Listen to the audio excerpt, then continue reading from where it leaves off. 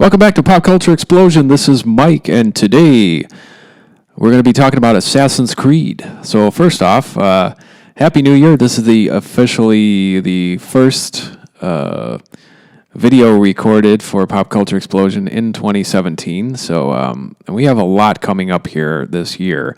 So we're still dealing with the little bit of the remnants of the end of last year, 2016, which claimed so many lives of famous people that you'd think it was a conspiracy.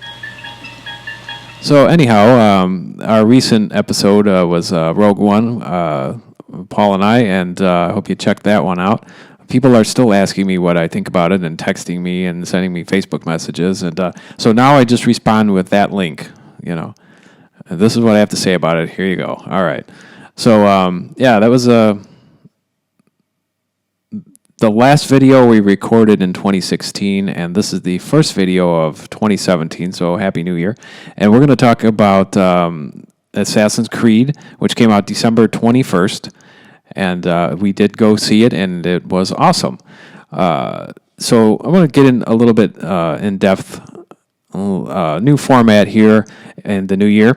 And, first off, I want to kind of go into first, do we need another video game movie? I mean, video game movies have their niche or their niche. There's certainly a lot of them. I mean, if you Google list of video game films, I was actually pretty blown away by, they're all familiar to me, but you just don't really think about how many actual video game movies there are. And most of them are not very good. So just touch on the good ones. You got the Tomb Raider series. You've got the Resident Evil. Those are great movies. I had a lot of fun with the Warcraft movie, Mortal Kombat. The list goes on. I had Street Fighter. Those were fun movies. Tekken was a fun one. And there's plenty of really bad ones too. So my initial question was, do we need more video game films? They don't seem to do all that well in general. Hey, I'm all for it. Keep making them. I'll keep watching them, most of them anyway. Unless it's like, I would even watch like a Uwe Boll film, just because I like, part of me loves terrible movies, and you should do a little bit of a research on this guy. His movies do, cost maybe $20-30 million to make, and then they make like less than $200,000. I don't know how he keeps getting more money to do these. I don't think he's doing anything anymore, but I digress. We're going to dive into Assassin's Creed. Now, the first category I want to talk about is the story/plot. This takes place in the same universe as the video games. However, it's a original story. The names and the plot are a bit to digest on a first viewing. It's convoluted to me.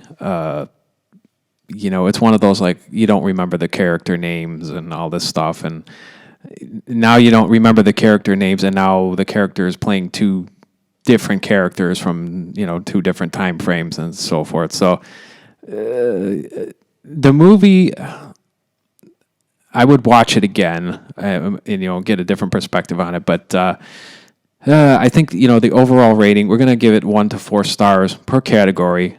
Then we're going to divide it up and give it an overall rating. So for this category, we're going to give it a 2, and I call 2 average Joe because it made me think too much. Some of the action sequences in it were worth the price of the ticket, but boy. You're like, okay, what? So you just kind of want to sit back and enjoy the action parts, The next category is acting. A, B, C, or D list. Acting is how I will rate this. Hey, great acting, okay? Big names. Michael Fassbender is in it. Jeremy Irons, okay? So I'm going to give this a 3, which is kabam! I enjoyed the acting. It was quality acting for this type of film. Next would be characters. Favorite character and why? I would say her name was Marion Cotillard, and she was kind of the one of the. I guess I don't know if you would say she's the antagonist of the story, but she plays Sophia Rekin. She's the daughter of Alan Rekin, and he's the leading scientist of the Animus Project at the Abstergo Foundation. See that's a tongue twister right there. So she's kind of she's actually the one that gets Michael Fassbender's character into the Animus Project. His name is Callum. So she was enjoyable to watch. I can tell you that. But we're gonna give that a 2, which is average Joe. For the characters. I mean, they don't go super deep into the characters. Usually they do with the main character, Michael Fassbender's character. Has got his backstory kind of laid out. But I'm going to do a 2 on this one, which is average Joe. Next up, was it entertaining? Was it enjoyable? Worth the ticket? Yes, definitely. I was entertained. I thought it was a great movie. Definitely some action sequences in the film, as I said earlier, are worth the ticket. This does have replay value. I would agree on that. Would I own it on a Blu-ray? That's a maybe. Initially, my thought was no, I wouldn't own it. But hey, throw it on a Christmas list. If you end up with it, yes, I would watch it again. I mean, if it becomes a series, I would definitely consider collecting it. If it's like Resident Evil or Underworld, which is not a video game movie, but I kind of put it in the same. It's the same type of movie. I would go for it then because I kind of like to collect and stuff like that. So, cinematography next up. Look of the film, use of camera angles. Was it creative? Was it stock? I'd say this is a great film. I think I enjoyed the differentiation between the worlds because you have present day and then you have them putting Callum in the Animus and sending him back to the 1400s and what have you, and that's just the different looks and everything. That's really cool to watch, and I thought they were really creative. The directors and everybody were real adamant about no CG for the stunts. When have you seen it in the trailer where they dive off of buildings and so forth? And those are real actors jumping from whatever it was, 100 some feet, and no CGI. So I thought that was pretty cool. They're really into this whole thing. It's I don't know. You could have just as easily made it CGI and saved everybody that. But if that's what you do for a job and that's what you get a kick out of, hey, that's great too. I think everybody's concerned about what happened with the prequels, that they want to make things authentic.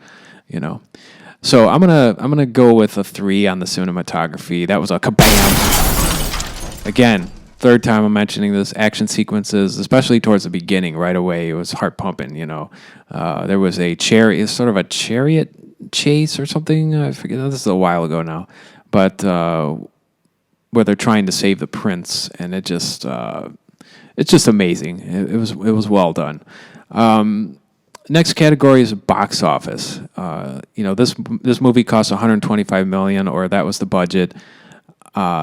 Did not do well coming out of the gate here, but the last I checked, worldwide box office was $185 million. So this made some money, which I'm really happy about because when I saw the opening weekend numbers, I was really disappointed about that. So.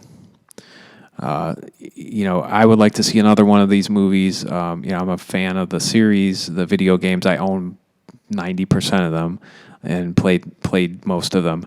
And it was just a really good movie. And they did kind of leave it at the end open. So, I'd like to see them take it, make a sequel to this would be good. So that's about it. Hey, Chris, what's our score? What's our final score? 2.333. Okay, so this didn't quite make the grade of Kabam. We're going to give it an average Joe rating, which is 2. When you average up all the categories and their points, That's what we come up with, Average Joe. So this is something, this is a kind of a run-of-the-mill action movie. If you're into a little bit more complicated plot in the period piece style, if you like movies like Prince of Persia and Gods of Egypt and that kind of genre, this will fit on your shelf nicely. Or if you're a video game fan, or if you're a fan of the games, you got to pick this up and check it out. All right. Well, that's all for Pop Culture Explosion Assassin's Creed review.